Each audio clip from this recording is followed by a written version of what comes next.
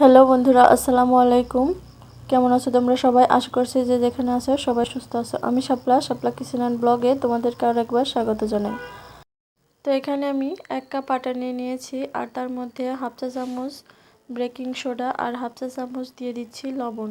শুকনো উপকরণগুলোকে ভালো করে মেখে তারপরে আমি এটাকে একটু পানি দিয়ে মেখে নেব। আর এই জিলাপিটা আমি একদম পারফেক্ট দোকানের মতো তৈরি করব। আর এটা তৈরি করতে যেসব গোপন টিপস থাকে সেগুলো আজকে শেয়ার করব। আপনারা অবশ্যই না টেনে ভিডিওটি পুরোটা দেখতে থাকুন, তাহলে বুঝতে পারবেন, কোনোটা স্কিপ করা যাবে না। তো পানি দিয়ে এই আটাটা একটু এভাবে মেখে নিতে হবে, আর এর কনসিস্টেন্সিটা ঠিক এরকম হবে। এর চেয়ে বেশি পাতলা কিন্তু করা যাবে না। আর এখানে আমি একটা এই যে গোপন টিপস ব্যবহার করব, এটা দিয়ে দেব। এটার নাম হলো হাইড্রো অ্যাসিড। অনেকের এলাকায় এটাকে হাইড্রোজও বলা হয়, হাইড্রোজ। তো এখানে আমি 1 চিমটি দিয়ে দিব। দেখেই বুঝতে পারছেন এটা কিন্তু বেশি লাগে না, আর এর দামটাও কিন্তু বেশি না। আমি 35 টাকার অতটুকু এনেছি। 1 বছরই পার হয়ে যাবে আপনার জিলাপি খেতে খেতে।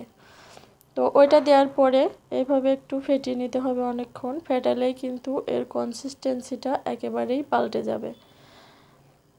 একটু খেয়াল করলেই বুঝতে পারবেন আগে কীরকম ছিল আর আস্তে আস্তে ফেটাতে ফেটাতে কীরকম হয়ে যাচ্ছে।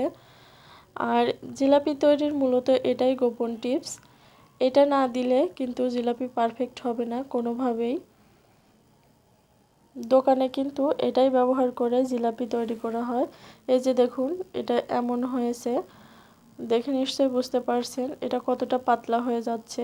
তার জন্য বলেছিলাম এর কনসিস্টেন্সিটা কিন্তু আগে থেকেই পাতলা করা যাবে না, একটু ঘন রাখতে হবে, কারণ হাইড্রো অ্যাসিডটা দেওয়ার পরে এটা অনেকটাই পাতলা হয়ে যাবে। তো এবার ফেটানো হয়ে গেলে আমি এখন চিনির শিরাটা তৈরি করব, আর এটাকে রেস্টে রেখে দেব 10 থেকে 15 মিনিটের জন্য। এখানে আমি 1 কাপ চিনি নিয়ে নিয়েছি, আর তার মধ্যে দিয়ে দিব হাফ কাপ পানি। এই চিনি শিরাটা কিন্তু বেশি ঘন করা যাবে না, আর বেশিক্ষণ জ্বালাতে হবে না। পরিমাণটা ঠিক রেখে চিনিটা গলা পর্যন্ত অপেক্ষা করবেন। চিনিটা গলে যাওয়ার পরে ঘড়ি ধরে ঠিক 30 থেকে 40 সেকেন্ড এটাকে জাল করে নেবেন। এর চেয়ে বেশি কিন্তু জাল করা যাবে না। এখানে আমি সামান্য ফুড কালার ইউজ করছি। আপনারা চাইলে এটা নাও ব্যবহার করতে পারেন, শুধু চিনির শিরায় এই জিলাপিটা ডুবাতে পারেন। আর এখানে আমি 2টা এলাচ দিয়ে দিয়েছি। তো এখানে আমি জিলাপিটা বানানোর জন্য পাইপিং ব্যাগ ব্যবহার করেছি। আপনারা চাইলে, যাদের বাড়িতে পাইপিং ব্যাগ নাই, তারা আটার যে মোটা কাগজ হয় আটার, তারপরে লবণের যে প্যাকেটগুলো হয় সেগুলোতেও এই ব্যাটারটা ঢেলে বানাতে পারেন। তো আজকে আমি পাইপিং ব্যাগ দিয়েই বানিয়ে দেখাবো। আমি চুলাতে গরম তেল বসিয়ে দিয়েছি। তেলটা যখন খুব ভালোভাবে গরম হয়ে আসবে তখনই জিলাপিটা দিয়ে দিতে হবে। এরকম জিলাপির প্যাঁচটা আমি কিন্তু ততটাও ভালো পারি না, আপনারা হয়তো এর চেয়ে ভালো পারবেন, করে নেবেন। তো আমি এরকমই পারি, এরকমই করলাম। আসলে আমরা যারা প্রফেশনাল না তাদের এরকমই হবে, এর চেয়ে কিন্তু ভালো হবে না। তো আকার আকৃতি যেমনই হোক, স্বাদটাই মেন। তো আপনারা বাড়িতে অবশ্যই ট্রাই করে দেখবেন, একেবারে দোকানের মতো পারফেক্ট হবে। তো এরকম একটু ব্রাউন করে ভেজে তুলে নিয়ে একেবারে শিরায় ডুবিয়ে দিতে হবে। ওগুলো শিরায় দিয়ে দিয়ে আমি আরও কয়েকটা এখানে দিয়ে দিচ্ছি।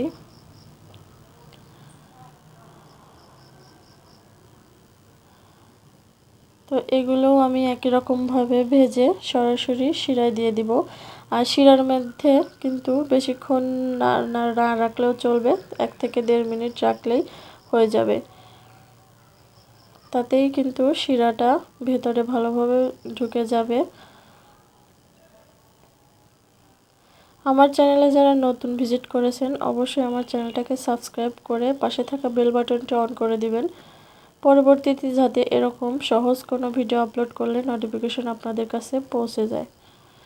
তো এই যে দেখুন, আমি শিরার মধ্যে দিয়ে দিয়েছি। এভাবে 1 থেকে 1.5 মিনিট উল্টে পাল্টে এভাবে ভিজিয়ে শিরায় ডুবিয়ে নিয়ে তারপরে তুলে নেবেন। এই যে আমি তুলে নিচ্ছি। তারপরে এগুলোকে আমি পরিবেশন করে দেখিয়ে দিচ্ছি।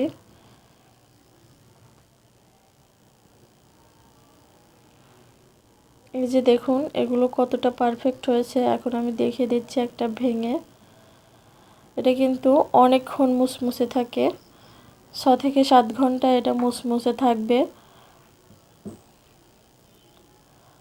আর দেখেই নিশ্চয়ই বুঝতে পারছেন এটা কতটা পারফেক্ট হয়েছে। তো আমি একটা ভেঙে দেখিয়ে দিচ্ছি। এই যে দেখুন এর মধ্যে রসটা কি সুন্দর দেখা যাচ্ছে, কিন্তু খুব ভালোভাবেই বোঝা যাচ্ছে এটা কতটা পারফেক্ট হয়েছে।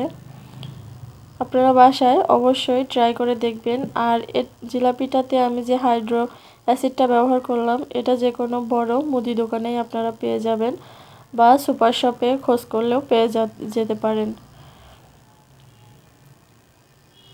দোকানে গিয়ে জিলাপি তৈরির হাইড্রোস বা হাইড্রো অ্যাসিড বললেই তারা দিয়ে দেবে। আশা করছি আজকের রেসিপিটা আপনাদের ভালো লেগেছে। ভালো লেগে থাকলে অবশ্যই লাইক, কমেন্ট এবং শেয়ার করে দেবেন। তো আজকের মতো এখানেই বিদায় নিচ্ছি। সবাই ভালো থাকবেন। আল্লাহ হাফেজ।